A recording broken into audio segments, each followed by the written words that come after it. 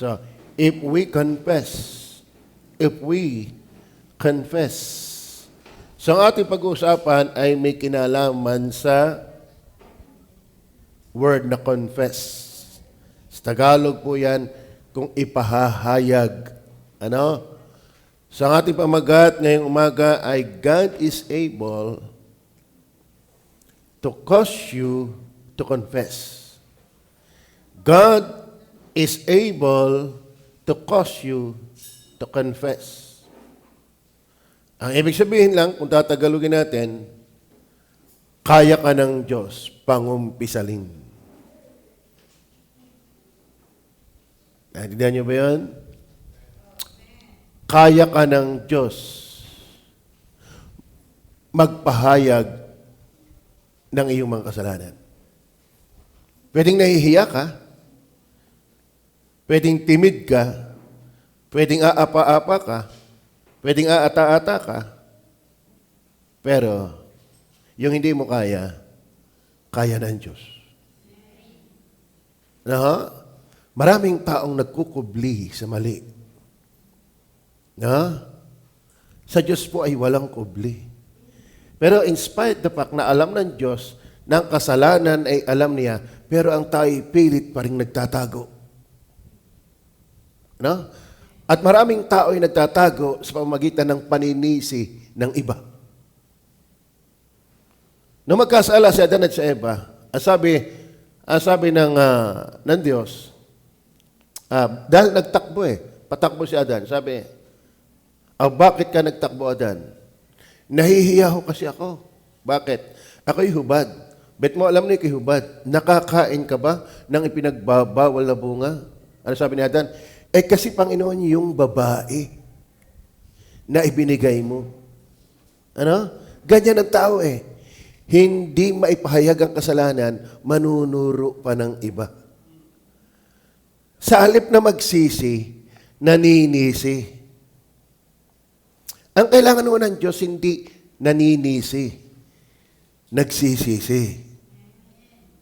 Sa totoo na ho, mga kapatid, kalimitan na ang tao sa halip na mga umpisal, magpahayag ng mga kasalanan sa Diyos, nagtatago. Nangangatwiran. Naghahanap ng masisisi. Para sa Adan, ikaw ay Panginoon, binigyan mo ako ng babae. Nasisi pa ang Panginoon. Ano naman ang ahas? Ang sabi ng babae, kasi Panginoon yung ahas, tinukso ako. Alam mo kapatid, ang kasalanan, ipinapahayag. Hindi ikinukuble. Paano ka mapapatawad kung nagtatago ka? Paano ka masusolusyonan sa sakit mo? Hindi mo naman inaamin ang sakit mo. Tama? Paano ka pakakainin? Gutom ka pala, ayaw kang iimik na ikigutom. Ay magtitis ka ng gutom, mayroon namang pwede magbigay sa'yo ng pagkain, di ka lang naimik. Ano? So pinapahirapan natin ang ating sarili kapag ang kasalanan hindi natin ikinukumpisal. Pero sa kabila ng hiya, sa kabila na ikinatatakot na aminin mo yung kasalanan, kaya ng Diyos na ikipangumpisalin. So yan natin pag-usapan. God is able to cause you to confess. Gaano mang kahiya mo, gaano mang katigas mo, gaano mang pangangatwiran mo, pag ang Diyos na dumali. Pag ang Diyos na dumali. Kaya mga kapatid, mas nakakatakot kapag hindi Diyos gumagawa sa iyo, mananatili kang nagtatago. Una pa, nais ko lang pong ipaliwanag yung salita yung confess sa Bible. Yung salitang God is able to cause you to confess. Yung salita pong confess, galing yan po yan sa original na salita na homologeo. Homologeo. Ibig sabihin, Greek word po yan. Ang ibig sabihin po niyan, pag sinabi pong confess, sa Tagalog ay pagpapahayag, ay to say the same thing. Ibig sabihin, pag ikinagpapahayag, sinasabi mo lang yung kung ano, yung pareho ng ipapahayag mo. Ito, para maulaman lalo natin. Pag sinabi pong confess, to say the same thing, to agree. To agree. Umayon.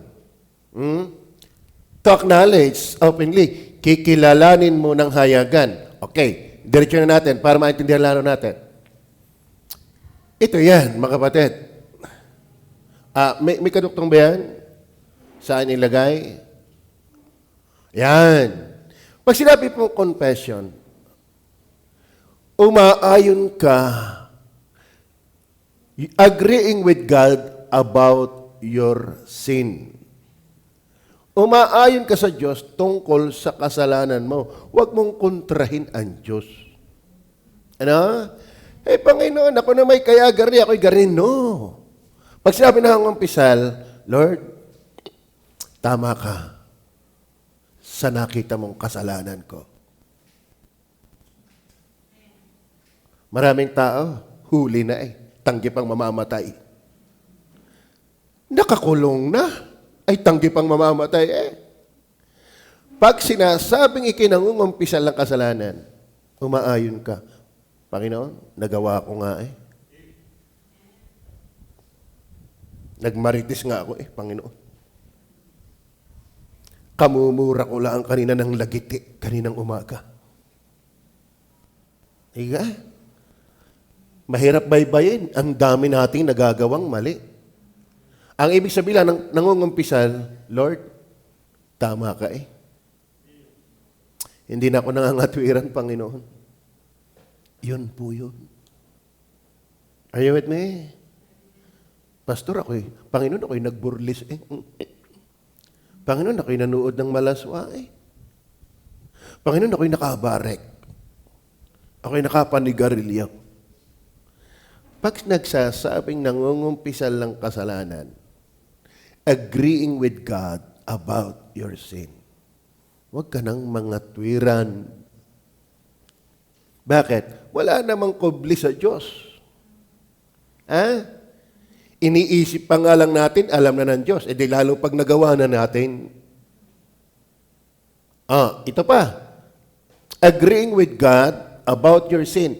It is not merely admitting you made a mistake. So, yan pala ang pagkukumpisal ay hindi lamang simpleng pag-amin ng kasalanan.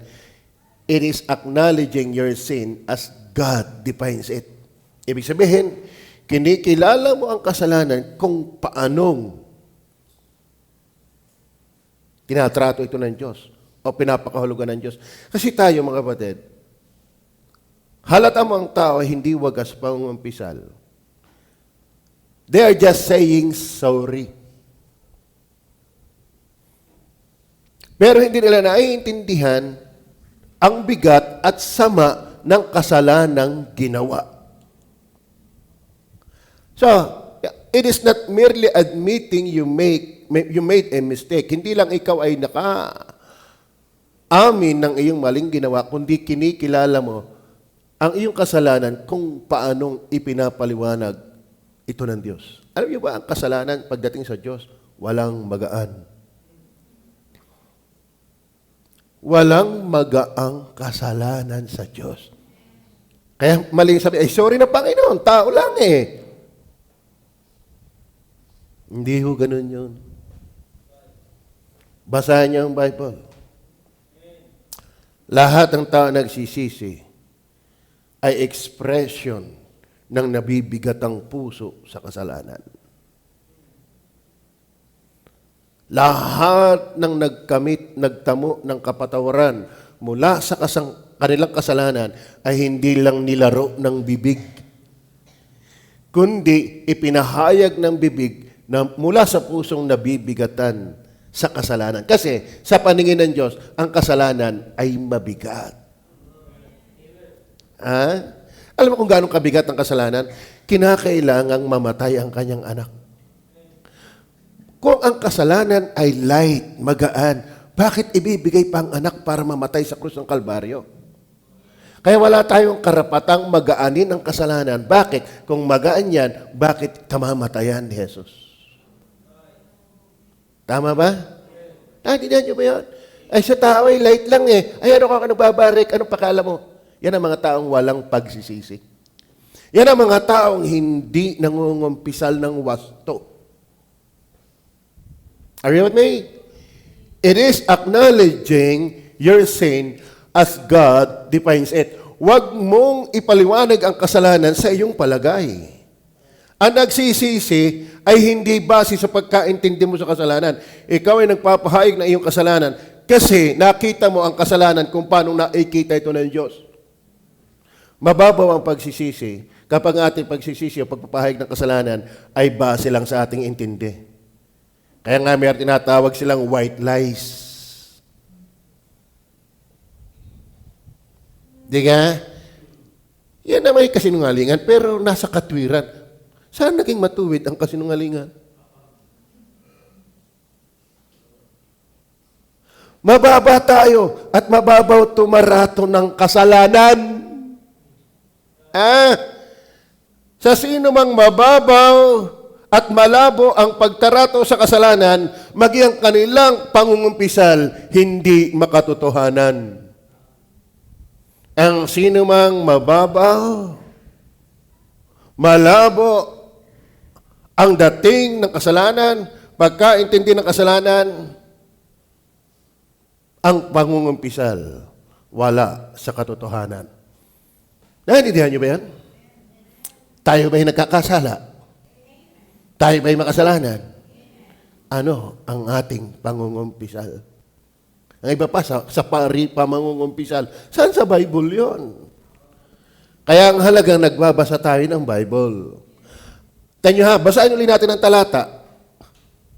Basahin ulit natin yung ating text. If we confess our sins, He is just and faithful to forgive us our sins. Sino ba magpapatawad yan? Diyos.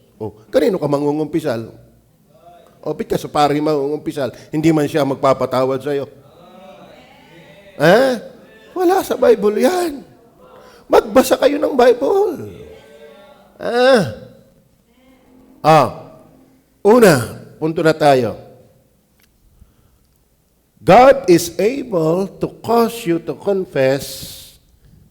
Naunawaan natin ang pangungumpisal, ito'y pag-ayon sa Diyos tungkol sa iyong kasalanan.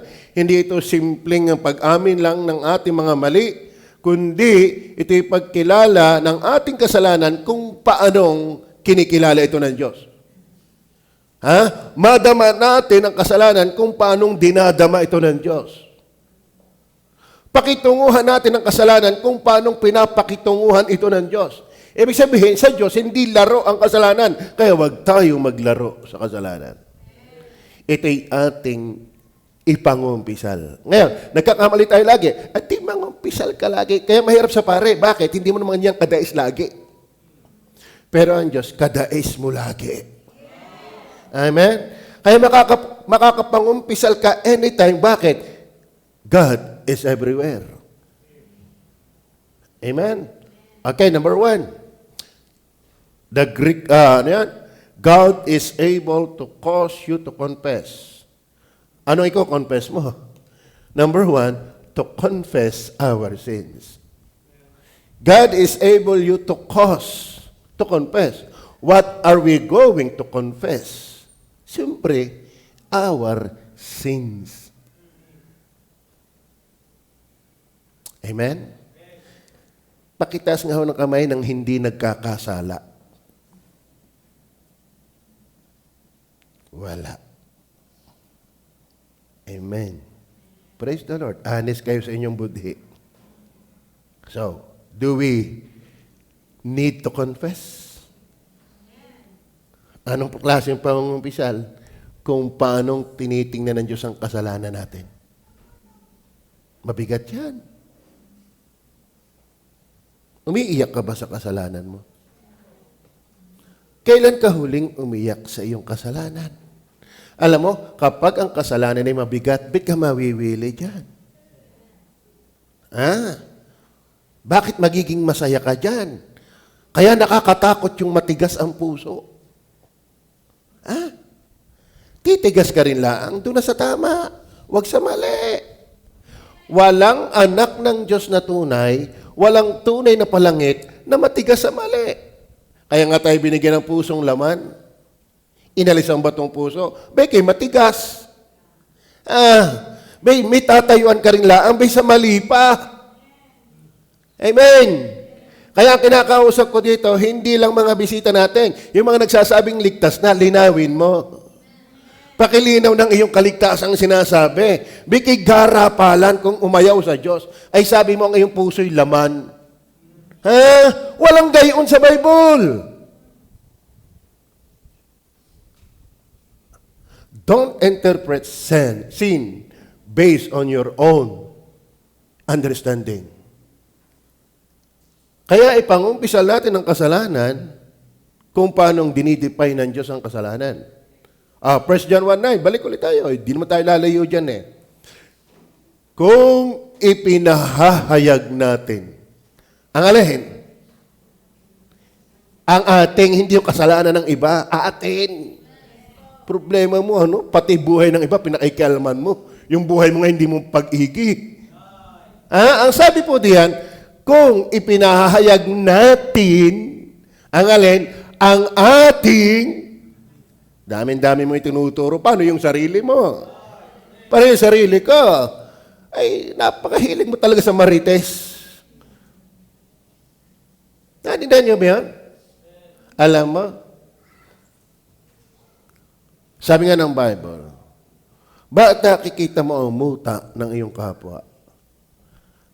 Pero, ang mata mo ay hindi muta lang, biga.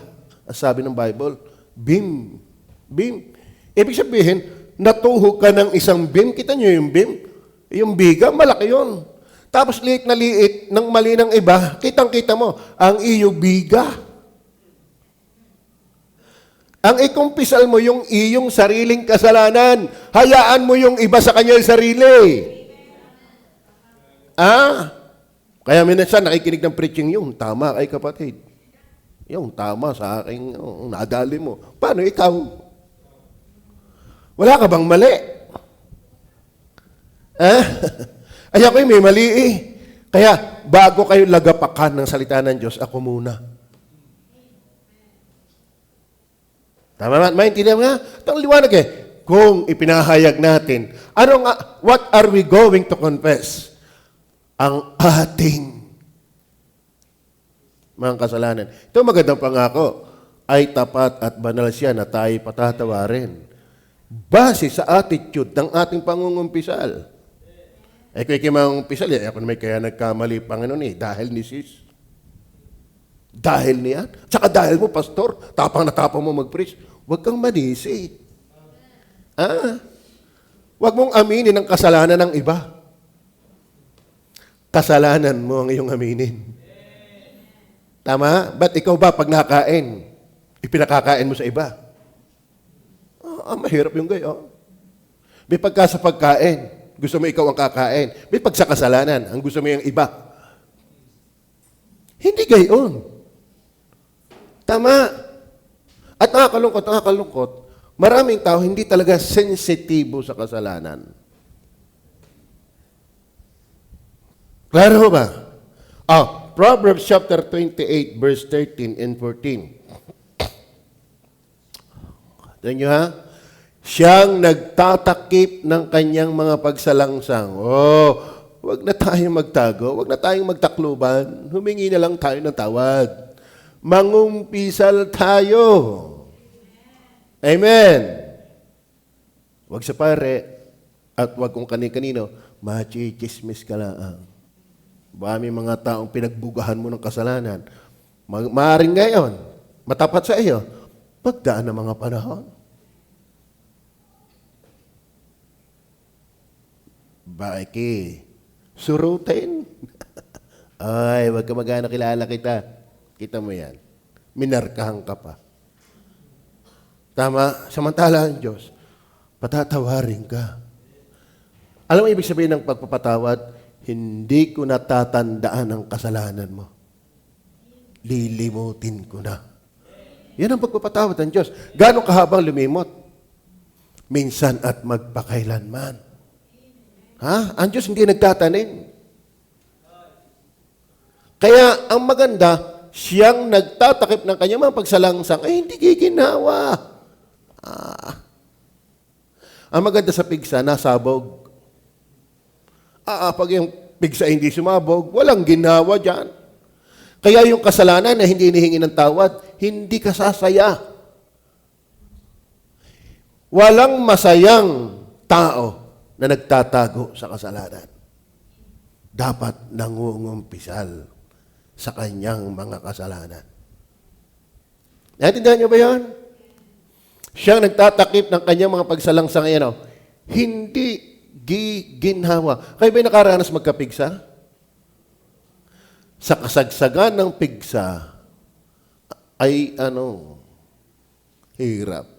Tibok ng tibok. O kaya ngipin, kayo ba'y nakaranas ng nasaktan ng ngipin? May sira ang ngipin. Hanggat hindi napapastahan o nabubunot, pambihira. Huwag lang di masagayin ng kanik. Nakakagulat. Masakit eh. At alam niyo ba, pag dyan ang sumakit, parang dalaan lahat. Pero kailan kagiginhawa? Pag nalis. Alam mo, hindi kagiginhawa.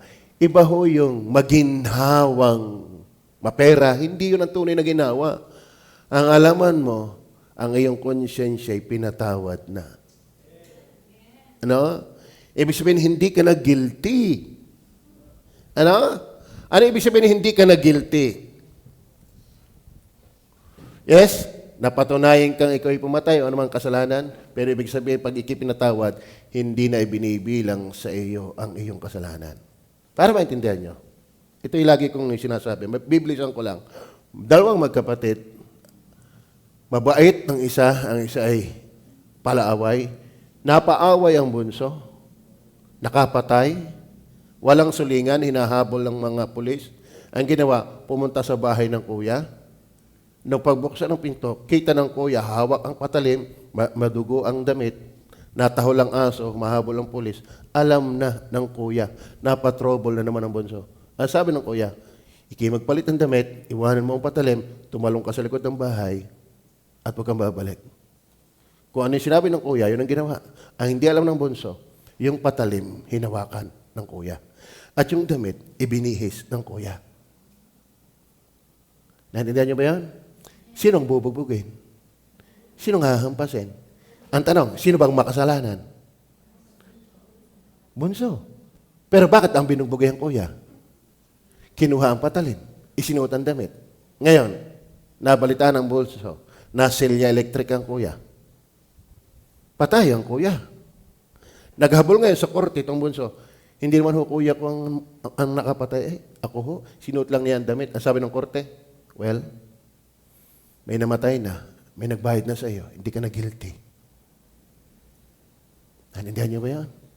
Hindi ka na mananagot. Mga kapatid, pag ikinagsisi, nagbayad na yung kasalanan, hindi ka na mananagot, hindi ka na guilty. Bakit? May nagbayad na. Si Jesus. Hindi si Maria, hindi relihiyon, hindi binyag, hindi bautismo. Kaya mali yung mga yon. Dito kayo makinig. Ha? Ang nagbayad ng ating kasalanan si Kristo. Ngayon, bakit ka pa'y kukulong? Bakit ka pa'y kukulong? Ay bayad ka na. Pinalaya ka na, napatawad ka na, bakit ka pa'y kukulong? Bakit ka pa dadalhin sa impyerno? Napatawad ka na. Kaya alam ko, ako'y palangit pag ako namatay. Bakit? Binayaran ni Jesus. Kaya wag na tayo magkubli. Magpahayag na lang tayo. Amen? Siyang nagtatakip ng kanyang pagsalangsang ay hindi giginhawa. Ngunit ang nagpapahayag at nag-iiwan ng mga iyon, iwanan natin yan kay Jesus. Bakit? Ang lahat ng kasalanan, pag ibinigay mo kay Jesus, inilibing na niya yan. No? Pinagbayaran niya yan. Ngunit ang nagpapahayag at nag-iiwan ng mga iyon ay magtatamo ng kaawaan. Ibig sabihin, doon ka lang kinakaawaan. Pero pag matigas ka, ayaw mo mangumpisal, ayaw mo magsisi, galit ang Diyos dyan. Verse 14, masaya ang tao na natatakot na lagi. Para bagang isang tao na bunutan ng ngipin, wala nang sakit. Para bagang isang tao may pigsa, nakasabog na. Hindi na nakakailang kumilos. Alam mo, masaya ang taong napatawad na. Bakit? Pupunta ka na sa langit. Amen? Ay, pastor, paano yung nagagawa ko pang kasalanan? Cover yun. ng minsan at magpakailanmang pagpapatawad. Pero hindi lisensya para mabuhay sa kasalanan. Naintindihan niyo ba? Klaro ba? Kaya dapat ang baptist na save masaya. At naglilingkod talaga. Akalain mo yon, hindi ka na sisingilin. Bakit? May nagbayad na. Bakit? Nangumpisal ka. Huwag kang magtago. Huwag kang magmatigas. At huwag kang matakot. Are you with me? So, ano ating papahayag? God is able to confess our sins. Number 2, to confess our source. To confess our source. That means, ano ba yung source of confession? Bet yung iba, hindi makapagsisi. Bet ikaw, nakakapagsisi. May cause yan may source yan. May sanhi kung bakit ang tayo nakakapangumpisal. At may tamang sanhi. Patulan natin ang verse 20, chapter 2. Ano sabi? At kayo'y may pahid ng banal na espiritu. At nalalaman ninyo ang lahat ng mga bagay. Nabanggit ang banal. At kayo may pahid ng banal. Sa ano po yan? Sa Grego po yan, pertain to the Holy Spirit talaga. Okay. Ibig sabihin, mga kapatid, kaya pala ikaw ay bagabag na bagabag, bigat na bigat, giyagis na giyagis. Talagang naguguluhan sa iyong kasalanan kasi may Holy Spirit na bumabagabag. Kailan nangyayari yan? Pag nakikinig ka ng salita ng Diyos. Hindi yung pag nanonood ka ng Netflix. Hindi yung pagkikinig mo mobile data, Mobile Legend. Alam niyo po, hindi available kailanman sa tao ang magpahayag ng kanilang kasalanan sa pagsisisi na hindi naman available sa paikinig at pagbabasa ng kanyang mga salita. Instrumento ng Holy Spirit na tayo bagabagin, hiyain, sumbatan, saktan, guluhin sa pamamagitan ng kanyang mga salita. Kaya ang palad ng nakakasimba lagi. Lalo't ganito ang pangangaral. Kasi may mga simbahan din man ganito ang pangangaral. Tama ba? Tingnan po natin ang 2 Timothy chapter 3 verse, hindi ito 18. Tingnan po natin. Verse 17. Tingnan nyo ha. Okay, I have still plenty of time. Pwede nating basahin ang 16. Tingnan nyo ha. Ang lahat ng mga kasulatan, from Genesis to Revelation, 66 books in one book. Ayan o. Ang lahat ng mga kasulatan na kinasihan ng Diyos. Ito unique Bible. Bakit? Ito lang ang aklat na kinasihan ng Diyos. Tama? Okay. Ang lahat ng mga kasulatan na kinasihan ng Diyos ay mapapakinabangan. Saan? Sa pagtuturo, sa pagsansala, sa pagsaway. Saan mapapakinabangan? Isa dyan yung pagsaway. Isa yung pagtatama, yung pagsansala, pag-uungkat ng mga maling turo. Sa ikatututo sa katwiran. So, ano ang kinakasangkapan ng Holy Spirit sa pagkukorek? Bakit tayo nangungumpisal ng kasalanan? Bakit inaamin natin ang ating mga kasalanan base sa ipinaiintindi sa atin ng Diyos? Kasi dumating sa atin ang koreksyon. Dumating ang koreksyon. Napakinggan mo ang koreksyon. Ngayon, hindi ka nagbabasa, hindi ka hindi ka nagsisimba. Paano makakarating sa iyong koreksyon? Paano maipahahayag yung mali mo na hindi ka naman i-correct? Tama ba? Kalimitan ng mga inaaming mali ay yung ipinakita sa kanya ang kanilang mga pagkakamali. Paano ipapakita sa iyong pagkakamali? Ay wala ka sa paikinig ng salita ng Diyos. Naintindihan niyo ba yan? Lahat ng kasulatan na kinasihan ng Diyos ay mapapakinabangan saan? Sa pagsaway. Sa pagtatama. Okay. Napapakinggan niyo ba salita ng Diyos ngayon? Amen? Yun pala yun. Totoo naman baga tayo pag naikinig na salita ng Diyos, parang, nung ako'y nakikinig pa ng Bible, sabi ko sa aking pinsan, ako naman yata sinusumbong mo dyan eh. Bakit? Alam niya ng buhay ko. Sabi, hindi. Hindi kita chinichismis. Ay, bakit? Bakit parang ako ang sinasabihan niya? Ganyan ang salita ng Diyos. Ano? Pag pinakinggan mo, parang ikaw talaga ang tinutukoy. Sige naman. Alam naman yung kadais mo. Paano ka makakarating sa salibang kung ipahayag natin ang ating, hindi ka makakarating doon, ipahayag ang atin kung nakikita mo yung kadais mo. Dapat atin. Kaya every time you listen to the Word of God, huwag mong tingnan na yung kadais, ikaw mismo ang kinakausap. Bakit? Kino-correct tayo. Kaya mga taong, kala mo kung sino yan. Walang pangungumpisal yan. Walang pangungumpisal yan. Bakit?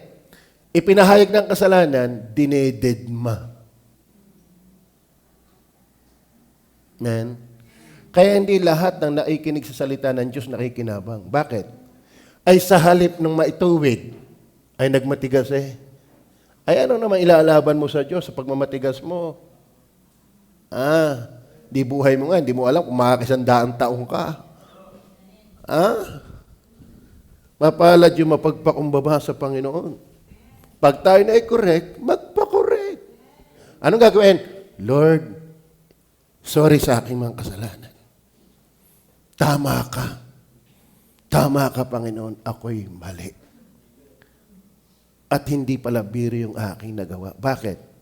Paano magiging biro yon? Ay seryoso kay Kristo yon. Bit pa siya namatay kung biro ang kasalanan? Bit pa siya sinampal, biro lang pala ang kasalanan. Bit pa siya niluran. Bakit pa siya sinuntok? Bakit pa siya kinurunahan ng tinik? Bakit pa siya ipinako sa krus? Bakit pa siya namatay? Biro lang pala. Sa iyo biro. At lagot ka pag biro lang yan sa iyo. Ibig sabihin, wala kang tunay na pangungumpisal. At dahil ganyan, wala ka rin namang tunay na kapatawaran. Paano ka mapapatawad? Di ka naman tunay na hingi ng tawad. Maliwanag mo ba? What is the source? To confess our sins, to confess our source. Kaya mga batid, kung paano hindi tayo naninisi sa kasalanan natin, huwag din naman tayo magturo ng iba pang persona kung bakit ako'y nagsisi. Wala kang ituturo, kundi Holy Spirit. Kaya kaninang umaga, nilagay ko agad doon sa Facebook, salamat ng marami, Banal na Espiritu. Bakit? Ultimong yung pagsisisi ko at pagpapahayag ng kasalanan. Dahil mo rin.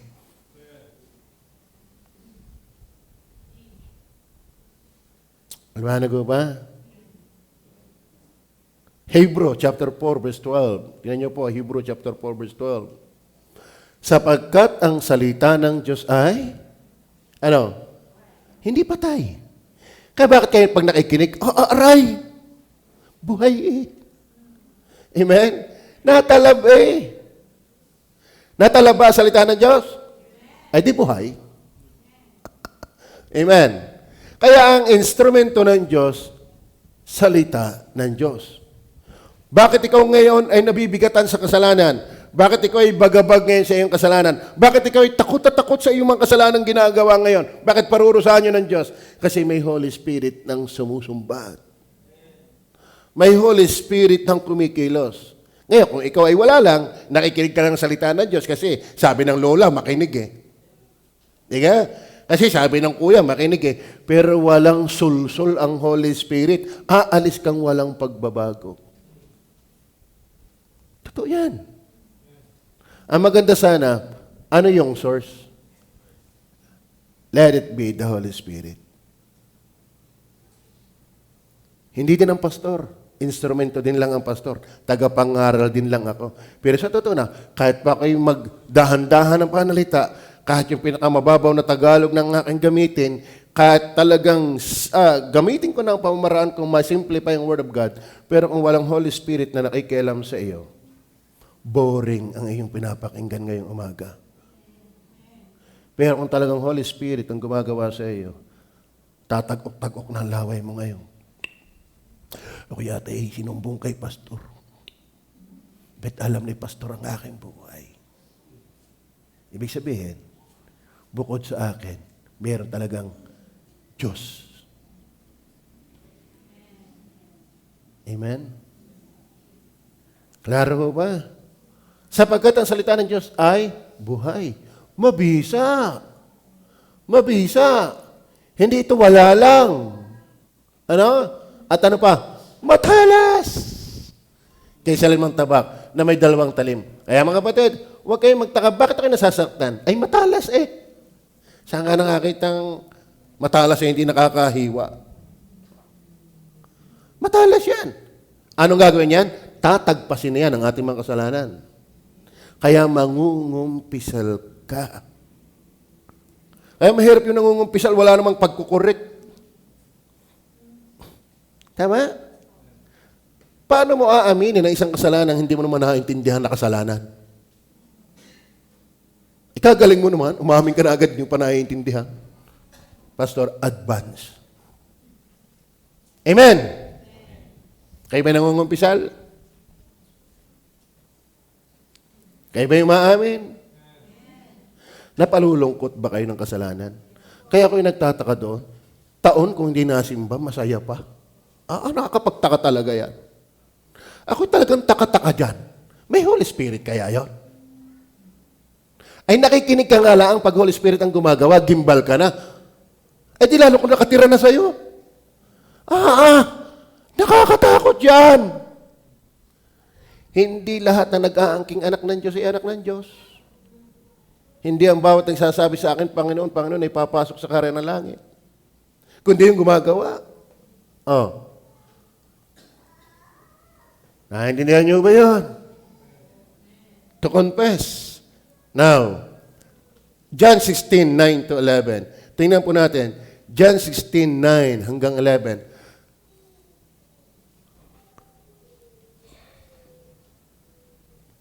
Itaas-taas nga natin ang konti para maunawa natin yung verse 8. Yan. Verse 7. Para maintindihan ninyo ito. Tingnan, sabi, gayon may sinasalita ko sa inyo, ang katotohanan, nararapat sa inyo na ako yumaon, aakyat sa langit. Pag akyat niya sa langit, sapagkat kung hindi ako yayaon, aakyat sa langit, ang mang-aaliw ay hindi paparito sa inyo. Ngunit kung ako yumaon na, ay susuguin ko sa inyo. Yung mga aaliw, sino ba yung mga aaliw na yan? Verse 8. At siya, ang Holy Spirit, pagparito niya, ayan ano kanyang trabaho? Kanyang susumbatan ang sanglibutan. Saan? Sa kasalanan. Kaya, let us not only confess our sin, but also let us confess our source. Bakit tayo nangungumpisal? May Holy Spirit na sumusumbat. Amen? Ano ba ibig sabihin ng sumbat? Sinusukol tayo. Oy, huwag ka na magtago. Mahiya ka sa iyong kasalanan ginagawa. Hingan mo ng tawad. Naintindihan niyo ba yan? Yan ang trabaho ng Holy Spirit. Saan tayo susumbat? Kaya saan ang source? Sino ang source? Siya pagparito ay kanyang susumbatan. Sinong kanya? Holy Spirit. Let us also confess not only our sins, but the source. Saan tayo susumbatan? Sa kasalanan, sa katwiran, at sa paghatol. Ang ibig sabihin po, the source, to confess our source. Ang Holy Spirit ang magkukorek sa pamagitan ng kanyang salita. Ang Holy Spirit ang magkukonvict. Saan? Sa kasalanan. Ano ibig sabihin?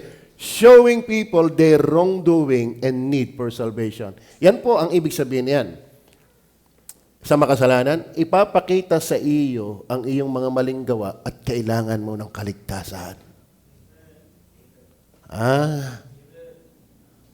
Kaya yung mga tao, naamin din ng mali, pero hindi napunta kay Kristo. Parang si Judas din. Di ka si Judas, nagsisi din, pero nagpakamatay.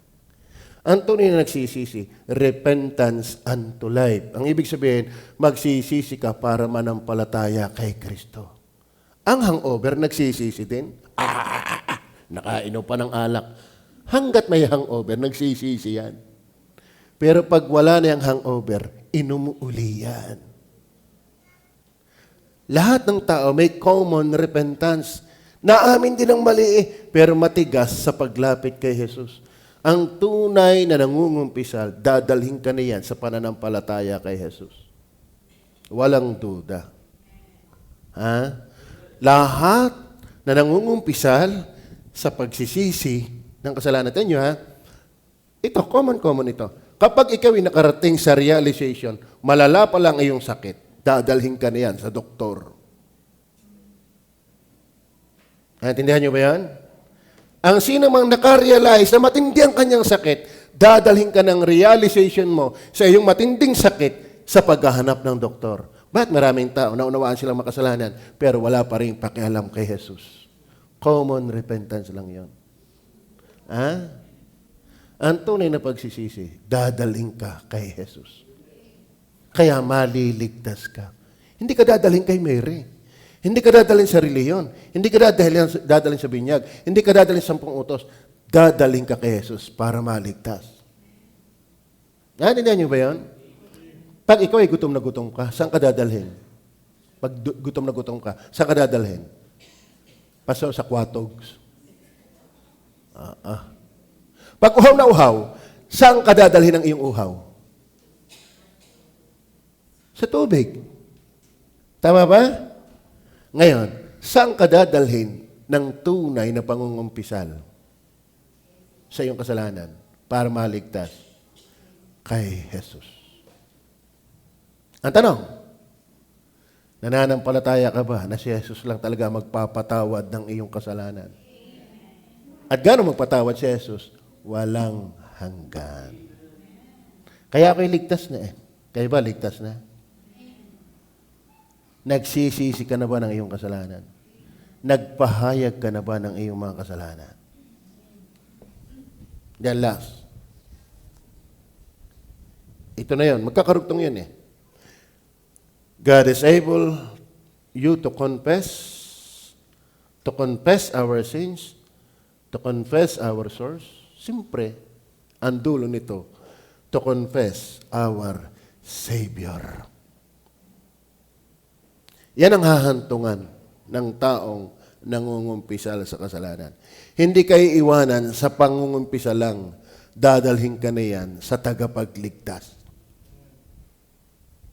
Kaya yung nagsisisi, nag-aamin, pero walang kaligtasan nangyayari.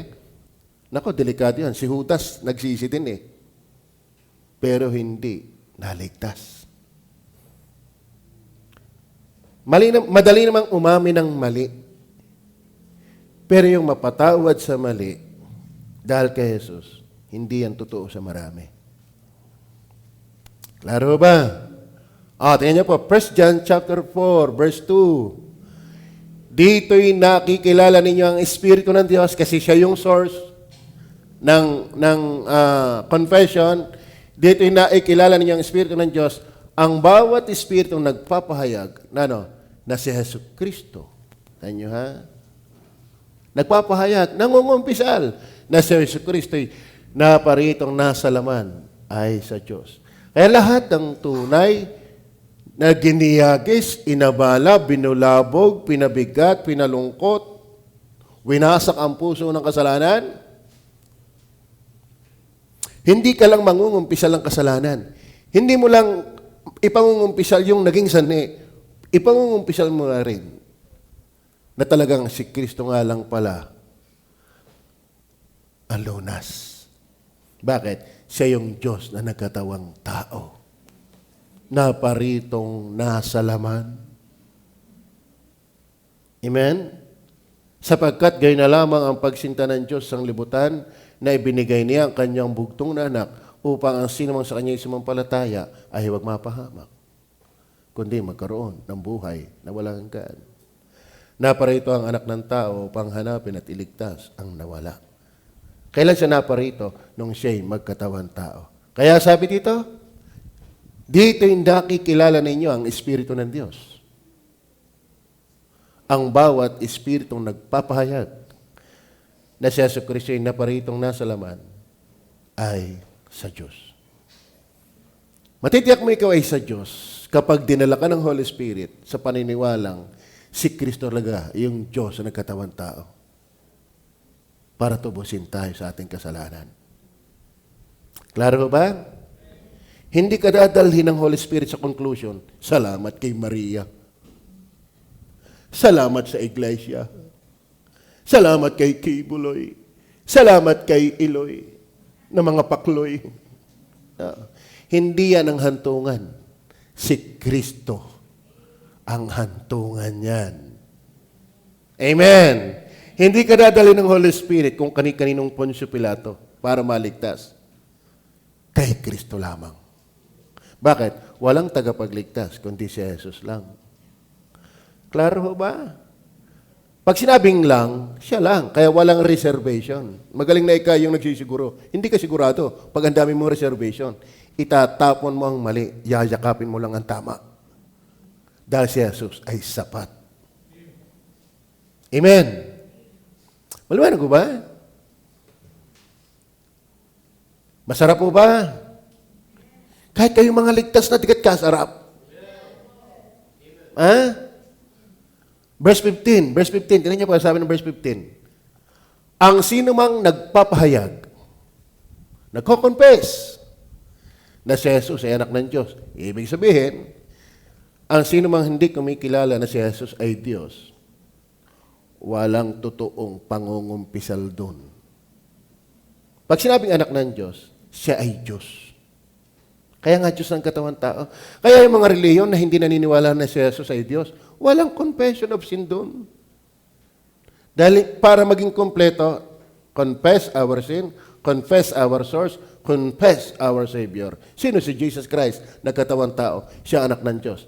Ang Diyos ay nananahan sa Kanya at siya ay sa Diyos. Kaya hindi naniniwala na si Jesus ay Diyos, hindi sa Diyos. Hindi ligtas yun. Maliwanag ko ba? Marami pang talata yan. 13 and 14 na lang. 13 and 14. Dito'y nakikilala natin na tayo'y nangananahan sa Kanya at siya'y sa atin sapagkat binigyan na tayo ng Kanyang Espiritu. Verse 14. At nakita natin at sinaksihan na sinugo ng Ama ang Anak upang maging tagapagligtas. Sino tagapagligtas? Sana wala kang i-confess na tagapagligtas, kundi si Jesus lang. Kapag bukod kay Kristo, hindi Holy Spirit ang naging source mo. Hindi Holy Spirit ang naging source mo. Kasi wala kang kikilalanin tagapagligtas pag ang source ng iyong confession ay Holy Spirit. Hindi ka dadalhin sa convention at mangungumpisal ng tunay na pagkilos ng Holy Spirit. Hindi ka rin dadalhin ng Holy Spirit na pumunta sa akin para mangumpisal. Dadalhin ka ng Holy Spirit kay Jesus mismo. Bakit? Siya ang tagapagligtas. Ituturo sa atin ng Holy Spirit na si Jesus ang daan, ang katotohanan at ang buhay. Walang makararating sa Ama kundi sa pamamagitan niya. Yan ang Holy Spirit. Amen. Pakiyuko na po kayo, pakipikit. Kung naintindihan